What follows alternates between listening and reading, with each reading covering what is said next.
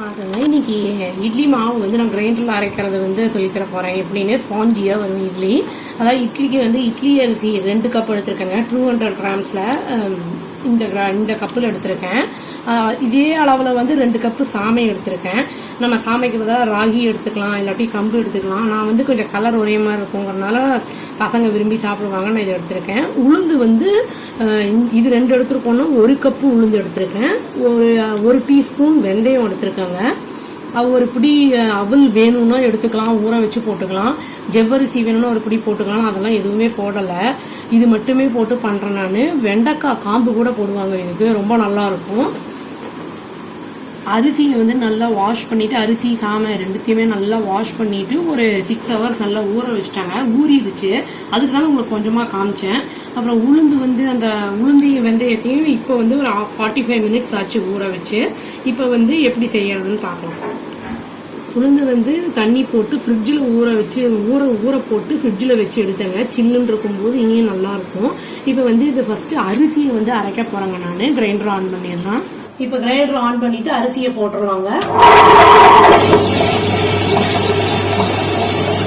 இது அரைச்சி பார்த்தீங்கன்னா நடுவில் இந்த மாதிரி அந்த பிளேடு மாதிரி வச்சு அந்த கரண்டி மாதிரி கொடுப்பாங்க, அதை வச்சு அடிக்கடி தண்ணி விடணும். இது வந்து தண்ணி கம்மியாகும் நம்மளுக்கு. அந்த மாதிரி தண்ணியாக கெட்டியாக சமைக்கல கொஞ்சம் தண்ணி ஊற்றி திரும்பி அரைச்சிக்கணுங்க. ரொம்ப நைட்டாக அரைச்சிக்கூடாது. ரவை இந்த மெல்லிஸ் ரவை இருக்கும்ல அந்த மாதிரி இருக்கணும், கொஞ்சம் லேசாக பரவரன்னு இருக்கணும். இப்போ வந்து நம்ம கிரைண்டர் இருக்குங்களா, அதை வந்து புதுசாக வாங்கும்போது மண்ணெல்லாம் இருக்கும், கண்ணெல்லாம் உடக்கணும்னு சொல்லுவாங்க. அதுக்கு வந்து நெல்லோ இல்லாட்டி அரிசியோ ஏதோ ஒன்று போட்டு ஒரு அச்சியை அடிச்சு அரைச்சிட்டு அதுக்கப்புறம் நல்லா வாஷ் பண்ணி தான் யூஸ் பண்ணணும். டேரெக்டாக அப்படி யூஸ் பண்ணணும், அவ்வளோதாங்க. இது நல்லா கொஞ்சம் மெல்லீஸாக இருக்குது பார்க்க. நல்லா பானிக்கிற பாருங்க, உங்களுக்கு தெரியும் பார்த்தாலே. இங்கே பாருங்க நல்லா வந்து லேசாக ரவை மாதிரி எப்படி பார்த்தாலே தெரியும், ரொம்பலாம் இருக்கக்கூடாது. இந்த மாதிரி ஸ்டேஜில் ஆஃப் பண்ணி எடுத்து ஒரு பாத்திரத்தில் ட்ரான்ஸ்ஃபர் பண்ணிடலாம். இப்போ இந்த அரிசி அரைச்சி எடுத்துட்டாங்க, ஒரு பாத்திரம் டப்பாவில் கொட்டி வச்சிருக்கேன். இப்போ உளுத்தம் பருப்பு போட போறேன். கிரைண்டரை வந்து வாஷ் பண்ணணும்னு அவசியமே இல்லை, ஏன்னா அதே மாவுல தான் கலக்க போறோம் உளுந்தையும், அதனால அப்படியே போட்டுடலாம். போடணுங்க, தண்ணி கொஞ்சம் கொஞ்சமாக தெளிக்கணும், மொத்தமாக போட்டக்கூடாது தண்ணியை.